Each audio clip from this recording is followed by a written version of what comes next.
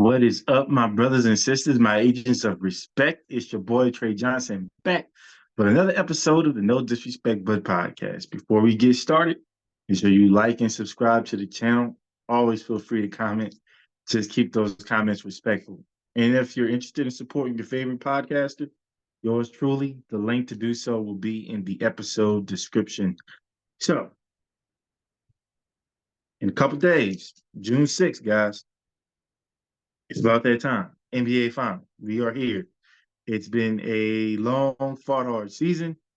There's been some teams like my San Antonio Spurs that did not uh, get to the playoffs, and we had to watch from home the whole thing. And there's been some folks that were there for a good time, but not a long time. And then there were the teams like the Dallas Mavericks and the Boston Celtics that prevailed and made their way to the NBA Finals. And so that's kind of where we are now.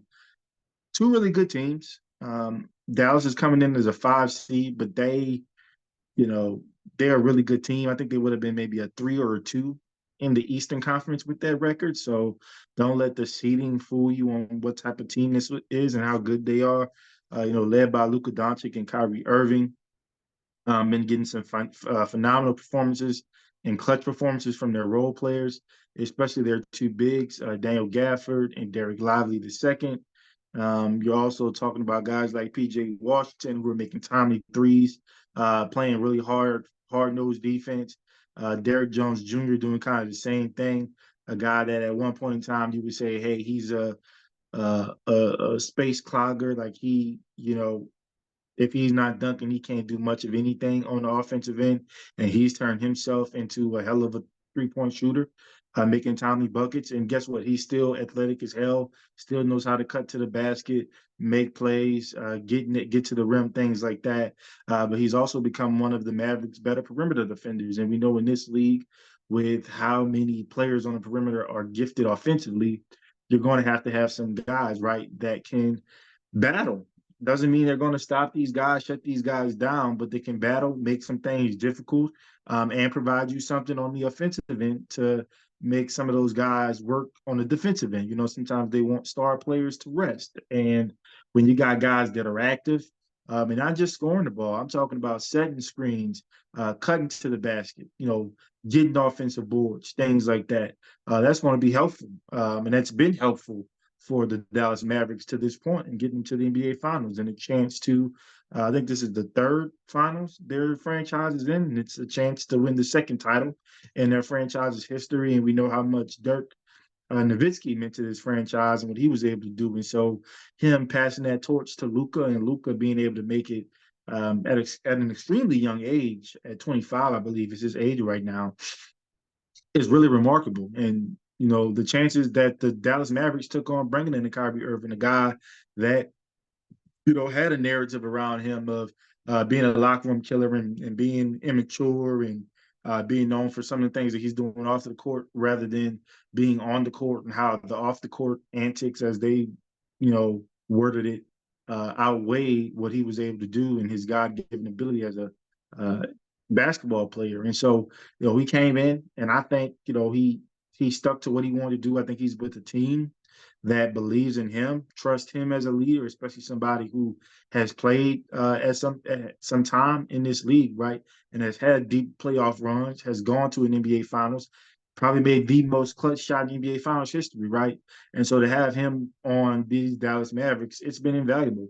Not to mention they're being led by a guy who went to, is that 3 NBA Finals as a three as a player, and this will be his um, first as a head coach, and he was a champion with the Lakers. So this is his fifth NBA Finals if you total up playing and coaching career. And Jason Kidd, somebody who's been there, he's seen what it's like to lose, and guess what? He's seen what it's like to win, both as a player and as an assistant coach, and now having an opportunity to do it as a head coach. And I think one of the things where when you looked at the Dallas Mavericks was, I think Jason Kidd made a lot of great adjustments going into the postseason throughout each of the games, and he showed just how much of a savvy veteran that he is and what his whole career about as a player was, and how playoffs is where he stepped up and showed out. And he's done nothing less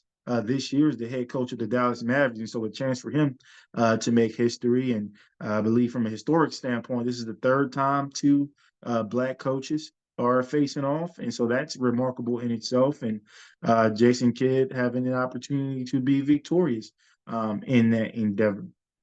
And then we go to the Boston Celtics, right? They've been the best team all year. Yet it's a surprise to some that they're here. When I did my predictions, I had them going out in the first round. I had the Heat upsetting them. Yes, I thought Jimmy Butler would be healthy, but the way this Celtics team has played, who's to say that? I mean, do they beat the Heat in five? Probably not, but do they beat them in maybe 6 or 7? The way this team has played, the way Jason Tatum, Jaylen Brown have complemented one another, the way guys like Derek White and Drew Holiday have stepped up at times, especially on the offensive end, to give them a boost. Al Horford, a guy who has filled in really nicely for Kristaps Porzingis, who has missed the last, I guess, 2.5 series, and they were still able to make it to the NBA Finals. One of the better defensive teams in all of the league, and I think that's what they hang their hat on, right? Shots aren't always going to fall, and you guys always know my beef with the Celtics. I always felt like they let their offense historically within this regime and this type of in this team. I felt like they always let their offense dictate their defense, and I think right now, and especially when you got a Derek White and Drew Holiday on your team, now they're saying, "Hey, the shots are going to come, but what has to happen is we need to play defense every possession to offset sometimes when we don't have offense on every possession." And they've done a really good job. We've seen them get down really big at points in these series they've been in. I think they were at one point in time down 18. And guess what? They stormed back. And not just because they started making a lot of shots, right? I think they put a focus on the defensive end, and then that got them on the break, got them some easier looks on offense, and they were able to storm back and close out some games. And it's great having these two teams in the Boston having a chance to add to the legacy that is the Boston Celtics. I think this will be championship banner number 18, if I'm not mistaken, which would give them the advantage over the Lakers. I think right now it's a tie at 17. So there's a lot there. I think basketball is great when the Celtics or the Lakers or some of those blue blood franchises are um, in the NBA Finals vying for a championship. And I think it's even better when we have teams like the Mavericks, the Nuggets, teams like that, where they have an opportunity to transform their franchise's history for the better and have their franchises mentioned in some of those conversations when we're talking about the Showtime Lakers, Larry Bird Celtics, obviously Bill Russell Celtics. We're talking about Jordan's Bulls, Duncan's Spurs, Curry and KD's Warriors. I guess I gotta say Curry's Warriors, but you guys know those two titles and who they belong to. But you know what I mean. And LeBron's Miami Heat, Cleveland Cavaliers, just LeBron. But either way, can the Mavs franchise put themselves in some of those historic franchise talks? And can Luka put himself in some of those franchise player and all-time greats talks? I mean, if the guy retired today, he's a bona fide first ballot Hall of Famer. That's taking his international career into respect. That's taking his career to date in respect. And who's to say that he can't get in based on what he's accomplished so far? And hell, just getting the ring on your resume, that may do it for you. We knew Dirk is one of the best power forwards the game has ever seen. I think he's top 5 at his position, probably top 15 and 25 all time player that I've ever seen.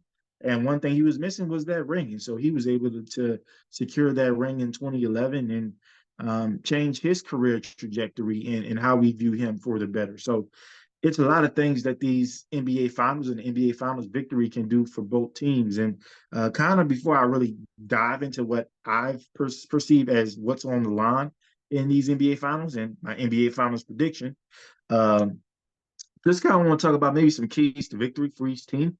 Um, you know, what's going to give them the best chance, in my opinion, to be this year's champion. And so I want to start with Dallas as the road team. And look, I think their role players have played pretty well. They have kind of held serve when Luka and or Kyrie couldn't find their offensive game a little bit. And so, excuse me, you had guys like PJ Washington, Derrick Jones Jr., even your bigs, Gafford, Lively. You had Dante Exum. You had, why am I forgetting his name? I think his first name's Jaden, but you had some of your young guys come in, be able to hold serve. Maxi Kleber coming back was really big for them. Dwight Powell played some minutes when they really called his number and he came in. So you saw moments where, hey, Kyrie might have it, Luka didn't, and the role players along with Kyrie having it um, helped them out, or vice versa, where Kyrie didn't have it, Luka had it, but the role players helped them out. And then there were some games where Kyrie and Luka both didn't have it, and the role players couldn't necessarily keep serve, and they found themselves losing those games. And so when I think of keys to victory, I think going against the Boston Celtics, which they are the best team in the league, people, we have to start to respect them for what they are and what they've accomplished both in the regular and postseason, right? I believe Luka and Kyrie have to remain consistent. They can't be having inconsistent performances, right? Where one day you're doing well, or you're doing well for a half, or you're not doing well the first half, but you find yourself in the second half. I don't think Boston's that type of team where if you're not coming with it from the beginning, that you can truly hang with them. You can't rely on being the second half kids all the time, or one player playing well and one not, and trying to pick up the pieces.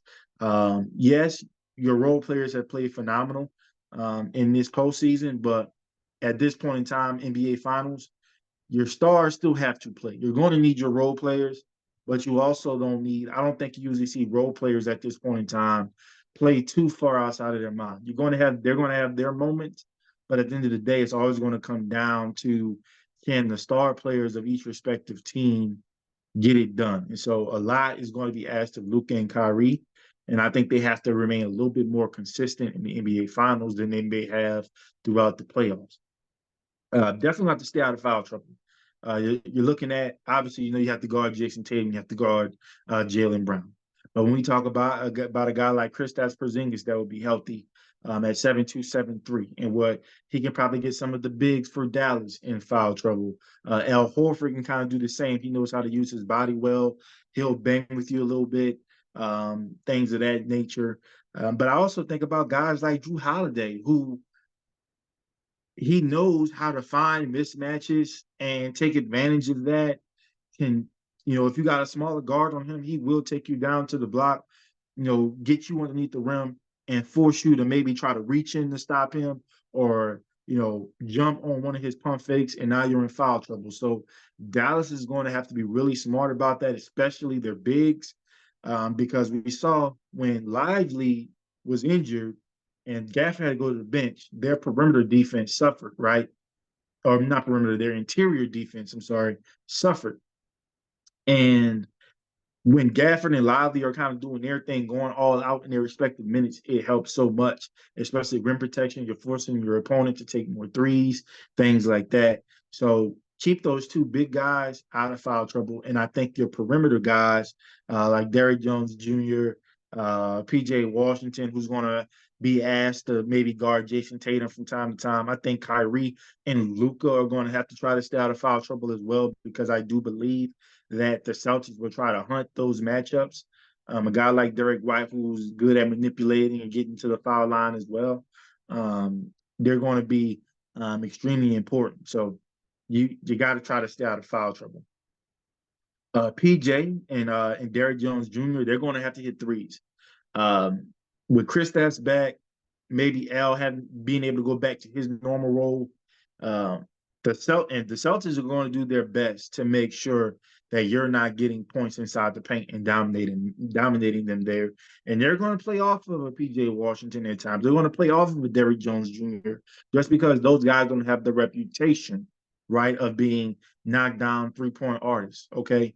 And so when their moment comes, when Luka or Kyrie, or let's say Daniel Gafford or Lively get an offensive rebound and they're throwing it back out to restart the offense, you might have some open looks. You got to make those. I didn't mention him, but hey, Tim Hardaway Jr., they're going to need you this series, man. They're going to need you. I think you're going to get some minutes. They're going to need you to outperform, be that guy who was a six-man of the year candidate this year. You got to show up, man. You kind of struggled last series, but I do know Coach Kidd. I think he's going to have some faith to put you in the game. You're going to have to make that work as well. And last thing I have for Dallas in terms of keys of victory is controlling the glass. We have two phenomenal bigs in Gafford and Derek Lively. I know it's going to be a little bit difficult for the bigs because you're guarding Kristaps and Al Horford, who are guys that will hang out at the three-point line. And they'll shoot that ball, and they can shoot that ball really well, right? And so that's going to take those big guys out of the paint. And so when big guys have to get out of the paint, I think that's where, hey, Kyrie, Luka, PJ, Derek, you guys have to help on the boards a little bit more than maybe you had to in other series. And I know that presents some challenges because sometimes you don't get the board, and then the opposing team, they can leak out or they can restart their offense if it's an offensive rebound, things like that. But it's going to have to be a team effort. I think you can't just rely solely on your bigs to control the glass. I think the guards are going to have to help, and the forwards are going to have to help as well. So I'm looking forward to seeing what that is. As far as the Celtics are concerned, I think Jason Tatum has to continue to play basketball. And what I mean by that is cut off the noise about, oh, what does the scoring look like, or how are things in comparison to him and Jaylen Brown. Jason Tatum has to be one of the best players on the floor in all facets of the game. Yes, you have to make shots. You're going to have to make some shots, right? But guess what? You're going to have to be a good playmaker. He's been able to do that. He's going to have to be an efficient rebounder. He's been able to do that. He's going to have to be able to defend. He's been able to do that this postseason. I think he's been playing basketball at a high level. So, yes, there's been some games where his point total hasn't really impacted the game as much, but that's why you have to watch the game, not always box score. He's getting double team, triple team. He has to make the right pass. He's been making those. His guys have to reward him for that trust, right? And so he just has to continue to play good basketball. Forget the narratives. Everything's going to play out the way it needs to play out. Just play high level, high IQ basketball, and let the cards fall where they may. You're going to have your moments to have to take over. There's been times where, hey, he's done all the little things. They've stayed in the game. And when it's closing time, they go to JT. And you just have to always be ready for that moment. So Jason Tatum has to continue to play basketball. Their wing defenders and team defense are going to be important. You're playing against two of the better scorers and playmakers in all of basketball history. And so, one, you got to stay out of foul trouble, especially Derek White and Jrue Holiday. Because from a guard perspective, they're probably the best two that the Celtics have. Yeah, you're going to throw Jaylen Brown out there sometimes. You're going to throw Jason Tatum out there. But from a consistency standpoint, who's your best on best?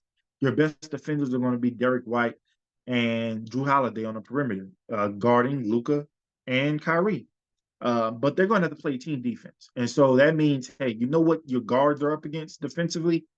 Hey, JT, Jaylen Brown, when you're in help situations, you got to be able to help, dig, then get back to your man, use your length to disrupt some of those three-point shooters, right? And guess what? Al Horford, Kristaps Porzingis, you guys have to be that last line of defense. You have to help protect that rim when it's necessary. And most importantly, when you switch on the pick and roll, because there's going to be moments for that, right? You gotta just hold your ground a little bit. And so when your bigs are kind of on that island, I think that's again where team defense is going to be extremely important. And the other four players are going to kind of have to help that big out, especially because they're like a fish out of water on a perimeter. So I'm interested to see what that looks like.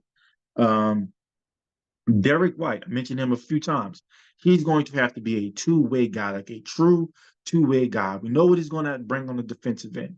He's also the point guard. He's going to have to help run the offense.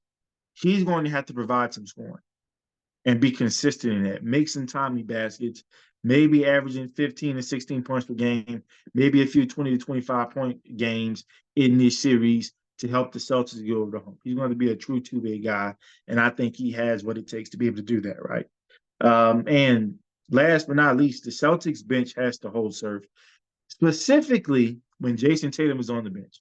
Right now, they are terrible when he's off the bench or on the bench. They're not running their offense efficiently. They are struggling to get in sets at times. They do okay, but I think against a good team like Dallas that will have Luka or Kyrie on the team on the court at some point in time, the bench is going to have to be important. You're going to have to hold serve. You're going to have to score points, but most importantly, you're going to have to play defense and play defense at as high of a level as you can do it because the bench is going to be extremely important for both teams in this series. Now, thinking about what's on the line, I think for me, legacies is always on the line for NBA Finals, right? You're going to ask yourself, can Jason Tatum get it done, or will he be the lovable loser? Okay, 5 of the last 7 years, he's been in the Eastern Conference Finals. Second finals, NBA Finals in 3 years. Are you going to just be the guy that gets there but never crosses the finish line? There's a lot on the line from a legacy standpoint. And I get it, he's still young, but he's also been in the league a while. So still young, but definitely a veteran in this league. Hey, Kyrie have an opportunity to win a title without Bron. And, will his chemistry with Luka take that next step? Because now we're talking about championship basketball. We're here now. And so will it take that next level? Will we see? I mean, look, him and Bron were a great tandem. They rose to the occasion. LeBron, Dwayne Wade, Tim Duncan, Tony Parker, Manu Ginobili, like guys rose to the occasion during these moments. Will they be able to do that? I think from a legacy standpoint, we're getting the face of the NBA out of this series, whether it be Luka or whether it be Jason Tatum. That's going to be the guy that we put the rocket on. They were putting on all the commercials, right, to grow the game. They're going to be the face for the next year. Um, Brand power. We kind of talked about, hey, Boston having a chance to usurp LA and having the most titles. I personally still credit LA with more titles because they won more titles after Jim Crow. So I got to go with LA in terms of which franchise I think is better. But nevertheless, the Celtics have what they have, and they have a chance to add to that treasure chest and put themselves at the top right now, just a little bit above the Lakers in terms of overall champions, because those are the two brands. The Los Angeles Lakers, the Boston Celtics, those are the two brands, or the two largest brands in the NBA. And so brand power will prevail if the Celtics win this series. But I also think we're going to look at how we view team building, especially if the Mavs win. The Mavs didn't make some big splash moves. They didn't give up a ton for Kyrie Irving. They signed him to a reasonable contract. They got Daniel Gafford. They got PJ Washington. They drafted well. They developed, guys that are contributing on their team, they developed well in their system. So they definitely did maybe not do the splash moves that we're used to, that people say you have to do to have a better chance at winning NBA championship. And when you look at Boston, they kind of showed that, hey, you identify who your core guys are, and then if there's a guy that is a big piece, but not A or B of that piece, maybe C, like Marcus Smart, you might have to part ways to bring in something more, bring in what you need. And while Marcus Smart was phenomenal defensively and being the locker room leader, you replace him with Drew Holiday, who is a great leader in his own right, arguably the best pound-for-pound defender in the league, and probably gives you a little bit more offensively. You bring in Derek White, who I can say is in the same ballpark of that of he can give you more offensively. And I think what he did in last year's postseason probably made a Marcus Smart a little bit more expendable. You get a Kristaps Porzingis and you let a Robert Williams go. So not splash moves, right? But just some decent moves, some tweaks here and there, and now you're back in the NBA Finals. So I think one of the things that's on the line, right, is how do front offices build their teams going forward? And so those are just some things that I was thinking about. But as I think about and taking all these things into account, right, who do I think is going to win? And keep in mind, I did not have the Boston Celtics here. My wife did.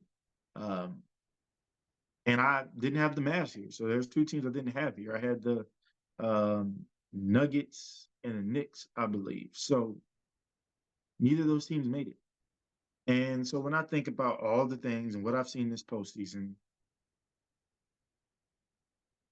no disrespect, but I'm going with the Leprechauns, man. Like it's almost as if it's their year. It's destined for them to win. And I think with all of the storylines that come from this, Jason Tatum, Boston Celtics, we're talking about Joe Mazzulla maybe being one of the better young coaches in the league.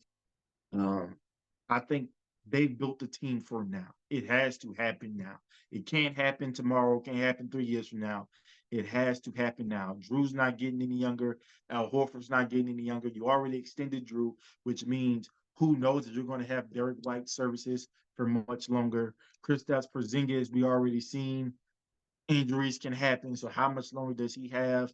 How much longer can we continue to pay Jason Tatum, Jalen Brown?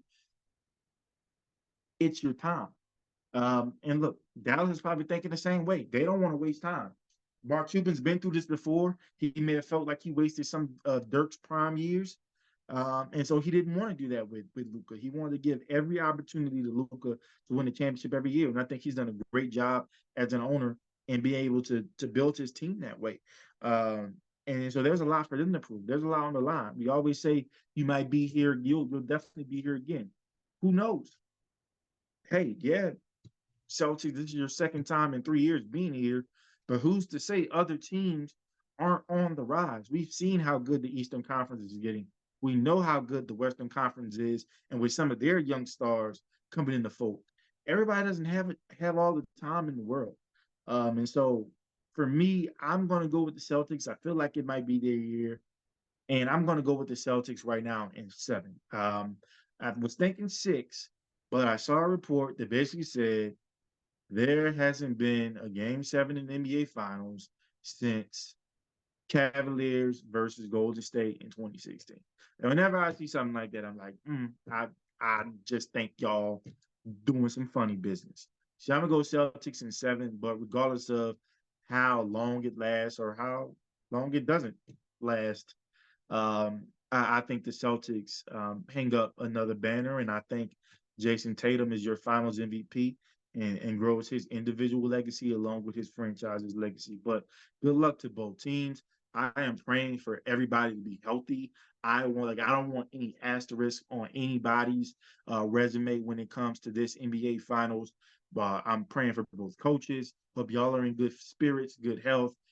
Everybody's safety when you're traveling from Boston to Dallas, all the things. Praying for all the fans, of everybody, goes to the games, enjoy themselves, gets home safely, goes home, everything's the way that they left it, all that type of stuff. So looking forward to a great NBA Finals. Uh, Fantastic time of the year. I think it's great to be a basketball fan, especially from an NBA perspective. And the NBA is kind of like a running mill. We're gonna go straight out of the NBA Finals to the draft, but I'm looking forward to it.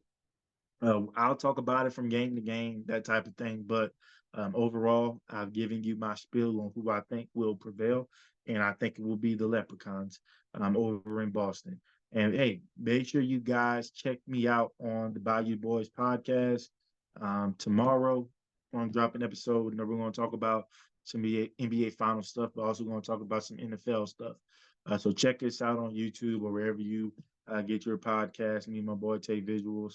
So we're going to be dropping that episode tomorrow, probably later tomorrow, to have some travel. But be on the lookout for that. But always enjoy you guys' love and support of the No Disrespect But podcast. But anyways, there's anything I said that offended anyone, right?